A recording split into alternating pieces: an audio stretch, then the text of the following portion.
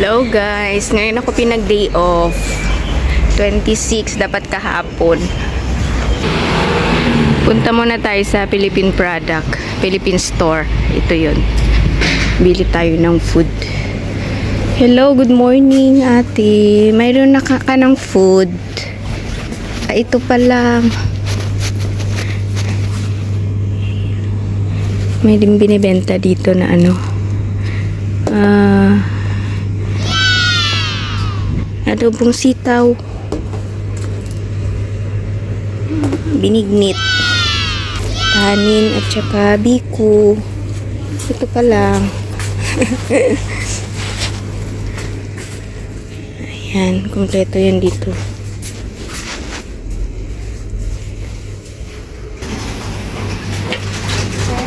Gusto kong kumain ngayon ng ano, adobong sitaw. Kakanin. Sarap na to. Puro kasi kami kahapon bread yung kinain. Hindi gusto ko kanin ngayon.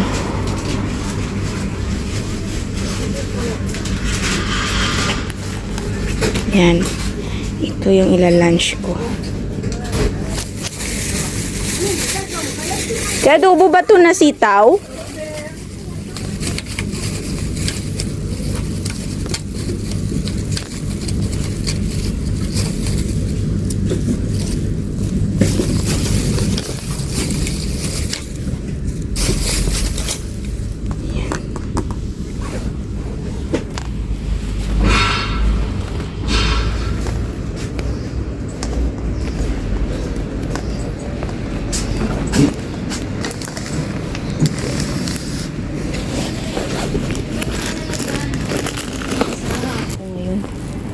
Kaya pala konti lang yung food ni benta.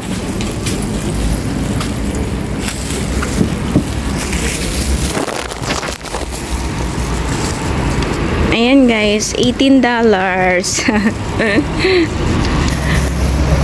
O, sa mga nagtatanong magkano yung food, mura lang sa ano, sa Philippine product guys. Nabili ko to $18. May rice na siya at ulam. Pero, ewan ko, may karne yata to halo. Yung ano, may karne yata to halo. Itong, ano dito? Adobong sitaw. O, diba? Ang sarap nito.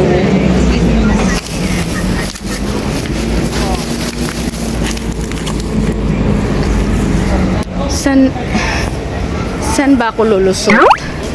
Punta muna ako doon. O, bibili tayo ng ano. May bibiliin ako.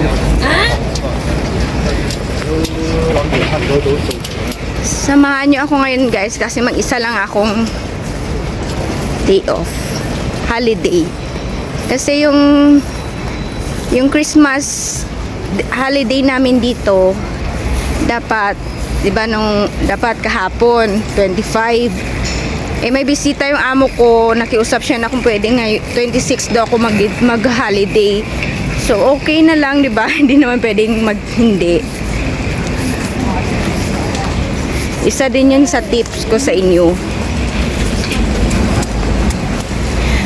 Pag nagsabi ang amo ng ganyan na favor, kailangan yung pagbigyan. Kasi iba na yung dating pag hindi yung pagbigyan ng mga ganyang bagay. Tingin ako dito, bibili ako ng ano. Wala na ako niyan, sale po ba?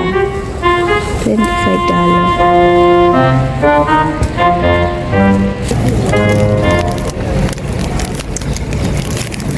Ako lang talaga ngayon mag-isa. Wala akong kasama.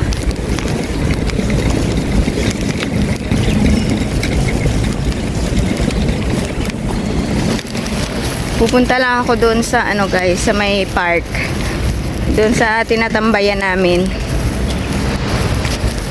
Mag-isa. Magbo-vlog na lang ako doon, di ba? Malamig pa rin ngayon hanggang 13°C ngayon 13 Celsius. So malamig pa rin lalo na paggabi. Kaya makapal pa rin yung suot natin.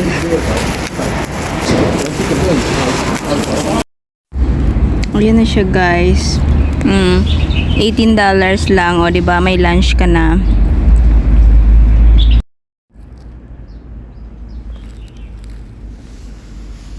Time check guys, 6:12 PM.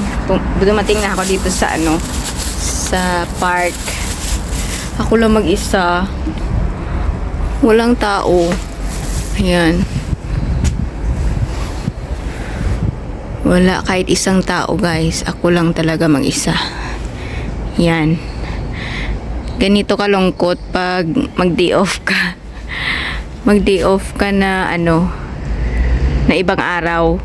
Kahapon sana dapat yung day off ng mga DH dito. Hindi ako pwede. May bisita si amo ngayon, niya ako pinag-day off. Kaya mag-isa ka, ate. Ayan, bumili ako ng dinner ko. Mag-isa lang ako nag-lunch kanina. Mag-isa din akong kakain ng dinner. Tapos, ayan. Pumunta lang din ako dun sa kabilang park. Dito na ako sa park malapit sa amin. Ayan. Pumunta lang din ako dun sa kabila. Nakipag-video call sa family ko. Tapos, nag-vlog na rin. Ayan. Ayan yung food ko, guys. Tinry ko kanina bumili dun sa Chinese na na bilihan. Tinry kong tinuro yung gusto ko. Ano lang siya, $30 lang pala siya. Marami na yung ulam. Tsaka marami ng kanin. Busog-lusog na tayo nito, guys. Yan. Bali yung nagastos ko sa food ko today. Medyo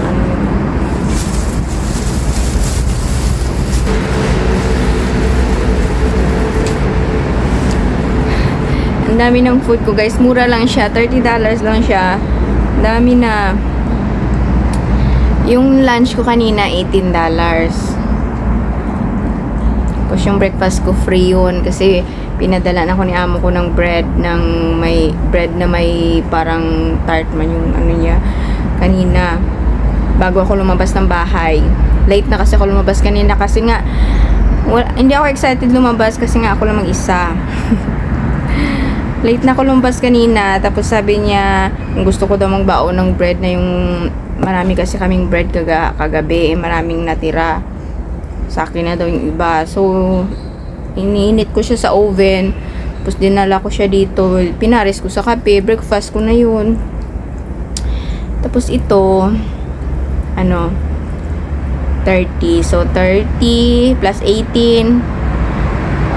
30, 40, 48. Ang tagal pang nag-compute, $48 yung food ko today, guys. O, diba? Sold na.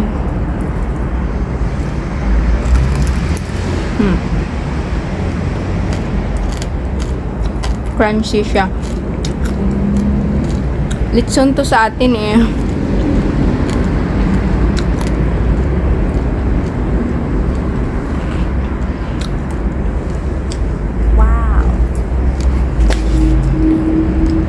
Masarap lang yung lechon sa atin.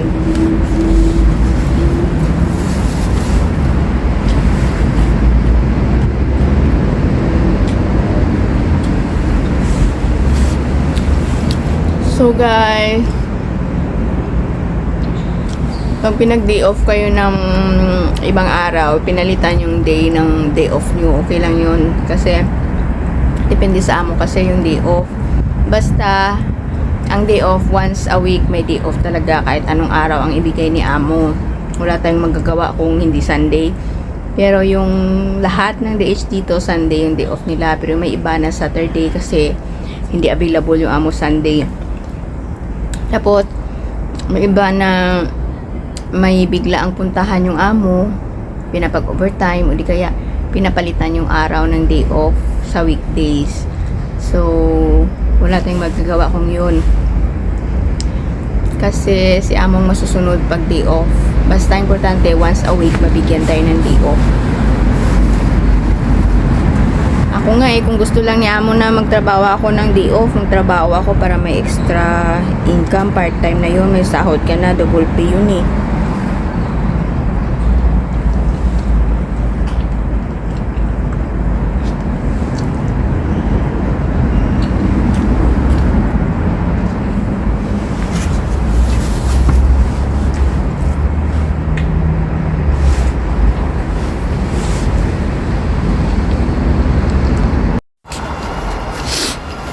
Hello guys, pauwi na ako.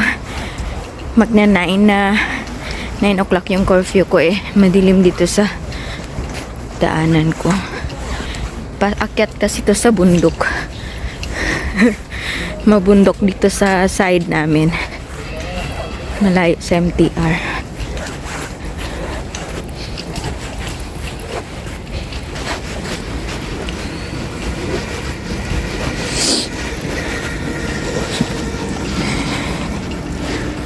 Ayun na, maliwanag na. Hindi na doon madilim.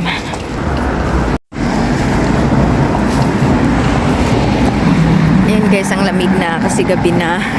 Mas malamig na ngayon. Pauwi na ako. 9 o'clock kasi yung curfew ko eh. So, before mag 9, kailangan makapasok na ako sa bahay ng amo ko. Hindi pwedeng malate.